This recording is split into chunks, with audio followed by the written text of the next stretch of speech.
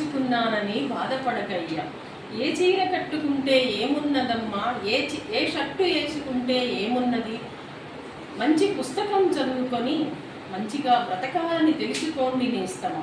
మంచి పుస్తకం చదివితే మంచి భావాలు వస్తాయి. పట్టు చీరలు కట్టుకుంటే పవిత్రత రానే రాదు. మంచి పుస్తకం చదివితే పవిత్రతతో అడుగులు వేస్తారని తెలుసుకోండి నేస్తమా. మంచి భావాలతో బ్రతికి భారతీయుల కీర్తిని నిలపండి. చినిగిపోయిన చీర కట్టుకున్నానని బాధపడుతూ దిగులు పడుతూ కూర్చోకమ్మా. చినిగిపోయిన షర్టు వేసుకున్నానని దిగులు పడకయ్యా. మంచి పుస్తకం రాయి, భావితరాలకు యువతరాలకు నవతరానికి అందించండి.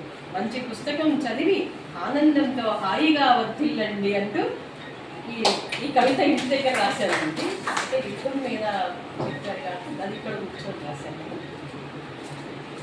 యుద్ధ వీరులమని విర్రవీగిపోతూ ఉంటే, అమాయకులు బలైపోతూ ఉంటే, ప్రపంచ దేశ ప్రజలు నివ్వరపోతూ ఉంటే, అమాయకుల ప్రాణం పోగొట్టుకుని ఉంటే, ప్రపంచ దేశాల నాయకులు స్వార్థంతో స్వచ్ఛం చూస్తూ ఉంటే, ఆ కుటుంబాలను ఆదరించేది ఎవరు, శాంతి విలువలతో బ్రతకాలని చెప్పేది ఎవరు ఈ యుద్ధాన్ని ఆపుతారు.